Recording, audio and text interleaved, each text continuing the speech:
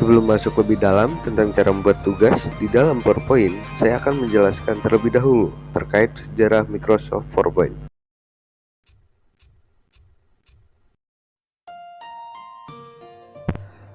Assalamualaikum warahmatullahi wabarakatuh. Saya Muhammad Rizky dari kelompok 3. Jadi pada kesempatan kali ini saya akan membahas tentang sejarah PowerPoint.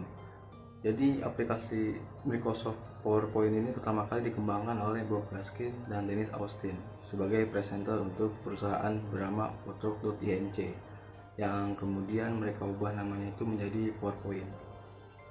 Nah, pada tahun 1987 PowerPoint versi 1.0 dirilis dan komputer yang didukungnya adalah Apple Macintosh. PowerPoint kali itu masih memakai warna hitam putih yang mampu membuat halaman teks dan grafik untuk transparansi overhead proyektor atau OHP. Nah, setahun kemudian versi baru dari PowerPoint muncul dengan dukungan warna. Setelah Macintosh berwarna muncul ke pasaran. Nah, Microsoft pun mengakuisisi Photoshop.inc dan tentu saja perangkat lunak PowerPoint dengan harga lebih kurang 14 juta dolar pada tanggal 31 Juli 1987. Pada tahun 1990, versi Microsoft Windows dari PowerPoint versi 2.0 muncul ke pasaran. Mengikuti jejak Microsoft Windows 3.0. Sejak tahun 1990, PowerPoint telah menjadi anggota standar yang tidak terpisahkan dalam paket aplikasi kantoran Microsoft Office System. Oke, mungkin materi yang selanjutnya akan dibawakan oleh teman saya. Saya Sifani Tatu Zahra ingin menyampaikan tujuan dari PowerPoint. Yang pertama adalah menginformasikan, yang kedua adalah meyakinkan, yang ketiga adalah membujuk, yang keempat adalah menginspirasi, dan yang kelima adalah menyampaikan permasalahan, solusi, dan cara kerja menjadi lebih sederhana.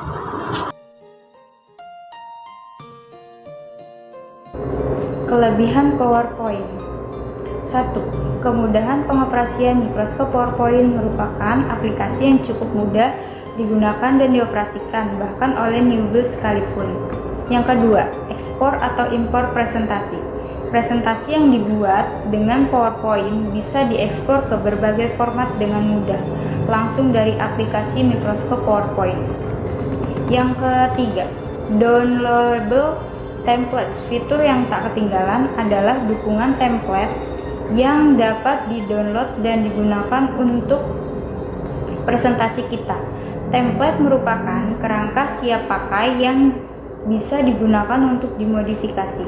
Yang keempat, clip art dan AutoShape merupakan gambar siap pakai yang siap disisipkan ke presentasi kita, sedangkan AutoShape merupakan bentuk data dua dimensi yang biasanya digunakan untuk flow art atau bagai alay. Alur, proses, dan diagram. Yang kelima, editing foto on the fly. Pengoperasian editing foto seperti crop, raising, pengaturan kontras bisa dilakukan langsung di aplikasi PowerPoint ini melalui tab picture atau format di ribbon PowerPoint. Yang keenam, preset animals dan slide yang melimpah. Preset adalah kombinasi dari slide dan transisi siap pakai yang sudah dikostomisasi dengan PowerPoint. Berbagai preset siap pakai telah disiapkan untuk digunakan dan dikostomisasi. Yang ketujuh, pembuatan presentasi yang dinamis. Pembuatan presentasi di PowerPoint ini bersifat dinamis, bukan hanya membuat sebuah presentasi statis tetapi juga interaktif.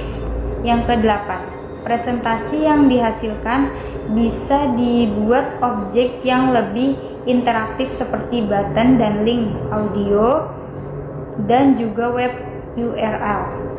Di PowerPoint disediakan sekitar 50 efek masuk, penekam, dan keluar. Selanjutnya, kelebihan dari PowerPoint antara lain ke-9, pembuatan motion pad. Motion pad adalah efek linear objek yang bisa dibuat dengan PowerPoint. 10. Pembuatan narasi dan komentar. Fitur narasi adalah fitur penambahan audio pada slide seperti layaknya narasi. Narasi bisa dibuat dengan merekam sebelum atau bersamaan dengan saat pembuatan presentasi. 11. Menyisipkan konten eksternal ke dalam slide.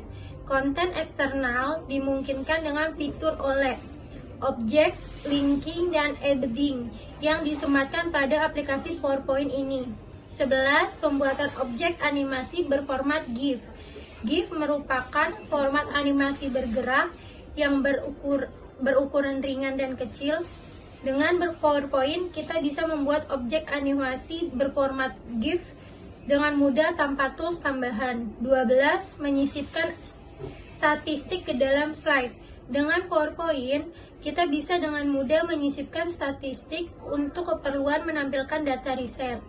Data bisa diambil melalui file dan dengan mudah statistik akan disisipkan di slide kita.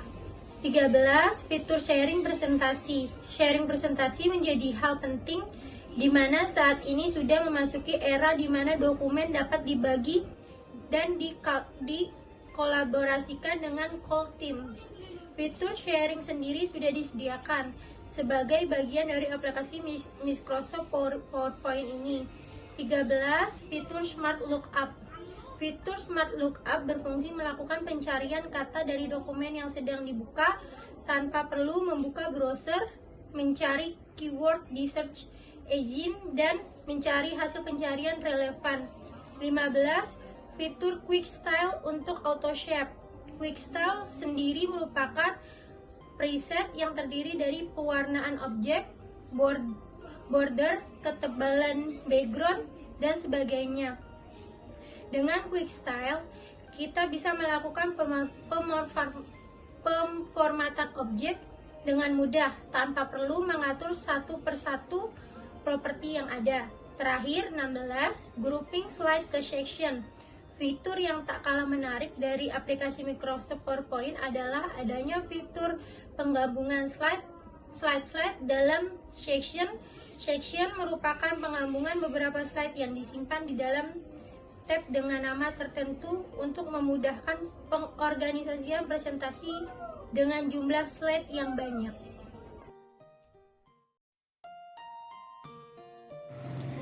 Dan di sini terdapat kekurangan dari Microsoft PowerPoint. Meskipun memiliki banyak kelebihan, namun PowerPoint juga memiliki beberapa kekurangan.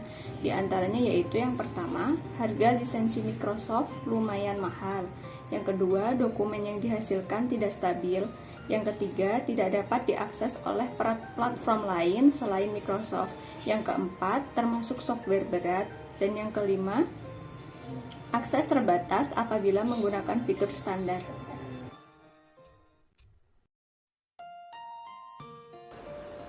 Assalamualaikum warahmatullahi wabarakatuh. Saya Ahmad Rizky Alasari akan menerangkan tentang beberapa fungsi dari PowerPoint.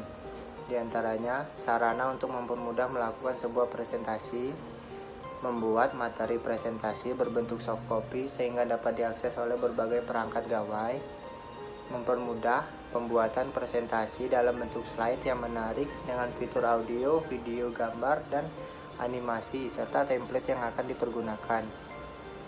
Berikutnya keempat, mempermudah dalam proses pembuatan, pengaturan, dan mencetak berbagai slide. Kelima, memberikan materi pembelajaran agar mudah dipahami pendengar atau para audiens. Keenam, membuat bahan presentasi lebih hemat karena menggunakan soft copy dan tidak boros kertas.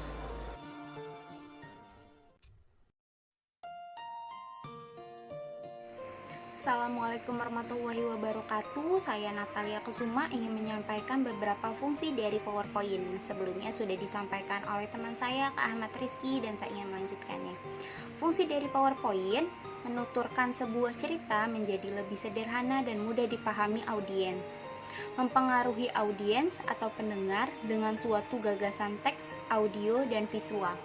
Memotivasi dan menginspirasi audiens agar tujuan penyampaian gagasan bisa lebih mudah dimengerti. Membuat audiens atau para pendengar bisa mencetuskan ide, gagasan yang baru sesuai keinginan yang melakukan presentasi. Menyampaikan permasalahan, solusi, dan cara kerja menjadi lebih sederhana. Selanjutnya akan disampaikan oleh teman saya. Terima kasih.